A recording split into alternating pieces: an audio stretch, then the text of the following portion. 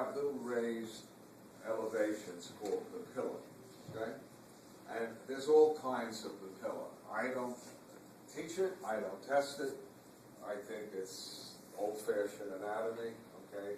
One group is in a backward V, and da-da-da-da-da-da-da-da. On some of the papilla, what's on the top?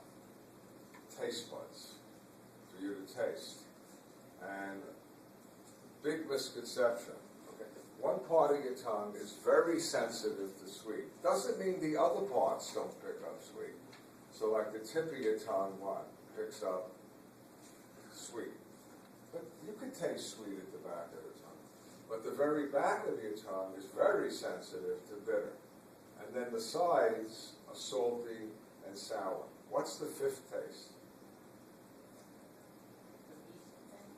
What is it called? It's not a daddy. It's called umami. It's a Japanese word, and it's the taste of meat. And you know what you're really tasting when you taste meat? You're tasting aspartic acid. Meat is very high in aspartic acid. And the other thing that most people are not aware of, guess where else you got taste buds? On your hard palate. Yep. You eat food. You say, right. First of all, most of what you call taste is smell. So you know when you get a cold, you say, well, nothing tastes good, because your nose is clogged. And if you go out and get a package, and I do that at Charms, you know, the little that you suck on, they come in different flavors, lemon, cherry, butterscotch. If you get one of those, and you have to get someone and have them close their eyes and close their nose and put a piece of cherry on their tongue and ask them what flavor, all they'll tell you is it's sweet. Because what you call cherry is a smell. And then you can put butterscotch on their tongue and they'll say it's sweet, but it doesn't have that. It's not a taste, it's a smell. So that's why you lose mostly what you think is taste. You're really losing smell. The most common cause of permanent smell loss is a viral infection. You know, my brother had that.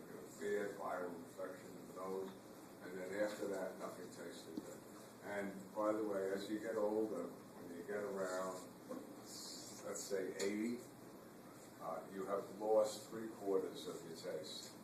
So, you know, right, by that age. And that's why old people, they complain. You know what they say?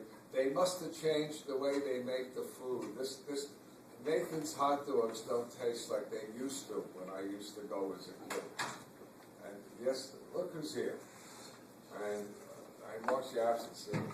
So, you know what you got to do? You don't think about it. But in a nursing home, you have to kick the food up a little bit. You know, add a little bit more salt, a little more pepper. You know, make it more tasty, because they're sitting, a lot of people, and they don't want to eat. And they don't know why they don't want to eat, because the food, what, doesn't have much taste. They've lost 75. I'm not saying put chili peppers in, that'll kill them. But you could, you know, you can kick up the amount of sugar. And by the time you're in a nursing home,